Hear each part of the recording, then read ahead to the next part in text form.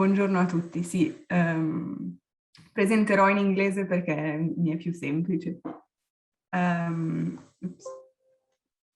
So yeah, I'm a PhD candidate in human geography at the University of Edinburgh, and my intention with this presentation is not really to introduce a particularly innovative methodology, but rather to reflect on my own experience employing and adapting a so-called activist research approach.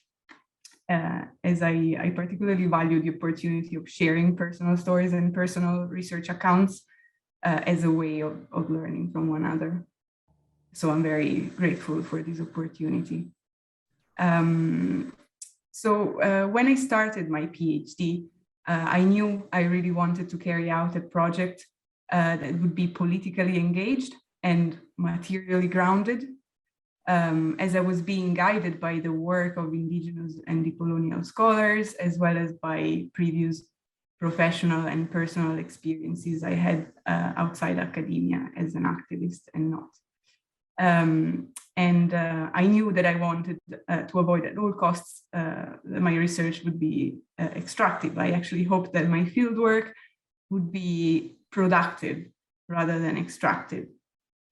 And so initially, for my research, I wanted to focus on Indigenous movements' use of technologies as tools of territorial defense and resistance to extractivism. So to do this, based on previous academic and professional experiences, I embarked in a collaboration with the Indigenous Waorani activists and organizations based in Pastaza in Ecuador, in the Amazonian region of Ecuador. Activists and organizations who are involved in a campaign called Resistencia Waorani, which specifically opposed the auctioning of an oil block in their territory, but then also expanded to address other threats to their territorial integrity. It is important for me to mention here that these organizations don't only include Waorani activists, but also have non-Indigenous members. However, throughout my fieldwork, my initial focus on technologies broadened to encompass a larger variety of strategies of resistance and other important aspects concerning Waorani politics and activism, such as leadership. So methodologically, my intention was to use participatory methods because I wanted to be sure that my research aims were agreed upon with my research participants and interlocutors. And I wanted to make sure that I'd be able to bring all voices to the fore. So I initially was planning of using methods such as photo-voice, photography, and participatory story mapping. However, I later decided to abandon such methods, which were aimed at converting my research participants into researchers, because I realized that this sort of participation wasn't really of much interest to them, to the activists I was collaborating with. And rather, I started dedicating my efforts to transform my own role into a participant one, engaging more productively and creatively in their own political actions by conducting what's been defined as observant participation rather than participant observation. So while doing my fieldwork, I realized that it wasn't necessarily through my research that I was going to make a contribution to the Waorani struggle, but rather that I could do so during my research. As these organizations were asking me very specific things, they were asking me to assist them researching and collaborating into a project that didn't relate much to my own research. They wanted me to work as a volunteer and help them researching and preparing a consultation process relating to the development of an autonomous education curriculum. So not something strictly related to extractivism, but relating to autonomous education and the idea of developing an education that would center their own knowledge rather than the state's one, and their own cosmovision, their own worldview. So I decided to let my collaboration with the activists of the Resistencia Guarani to shape my methods, embracing what Charles Hale has defined as activist research. So a method through which we affirm a political alignment with an organized group of people in struggle and allow dialogue with them to shape each phase of the process, from conception of the research topic to data collection, verification, and dissemination of the results. And so by doing this, I sought to understand broadly defined practices of resistance to territorial dispossession by using so-called engaged ethnography and observant participation, by temporarily becoming an active practitioner along with the activists and participants of my research. And it was through many embodied experiences that range from community organizational meetings, protests, treks, and river crossing through the jungle, or even more intimate moments of reflection and storytelling, that I really became very emotionally and personally involved in the organization struggle. And I ended up forming very important friendships with my interlocutors.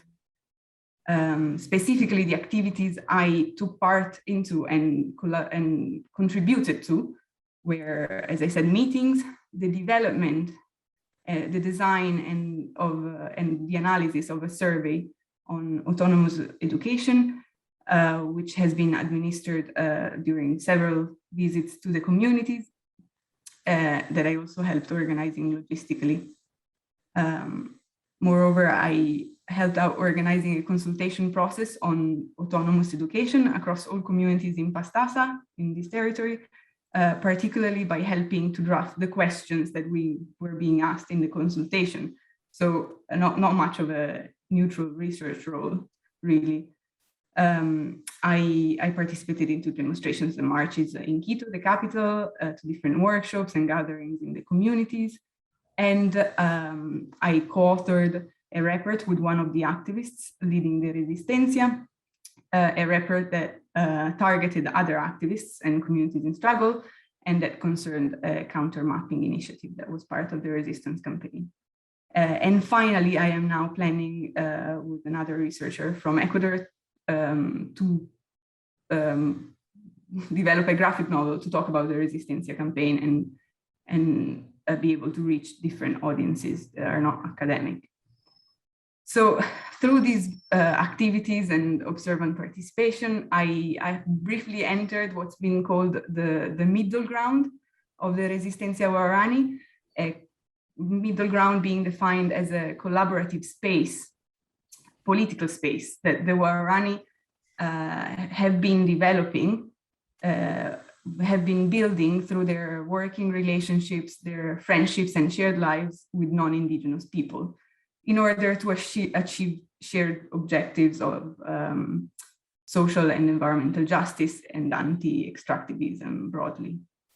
So thanks to my deep and personal involvement, I was able to have a unique insight into the lives and practices of resistance of the activists involved, something that I don't think I would have been able to have using less engaged ethnographic methods.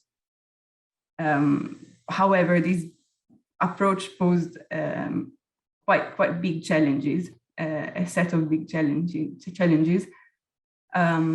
Primarily, it raised questions concerning many boundaries, the one between insider and outsider of research, between my research and private persona, and naturally between academia and activism.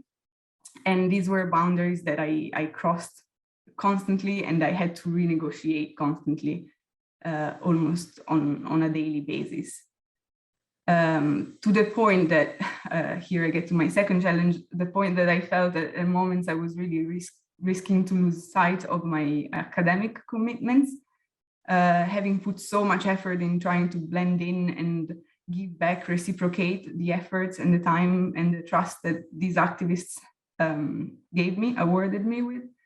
So I really found it hard at times during my fieldwork, to strike a balance between research and activism. And this really resonated with a question that I received towards the end of my fieldwork from one of the members of the organization, who asked me, or who said, "You've done much activism and little academia. It's very unusual for a researcher. You did lots of work with the communities, but what about your research?" And I have to admit— Un minuto per concludere. Okay.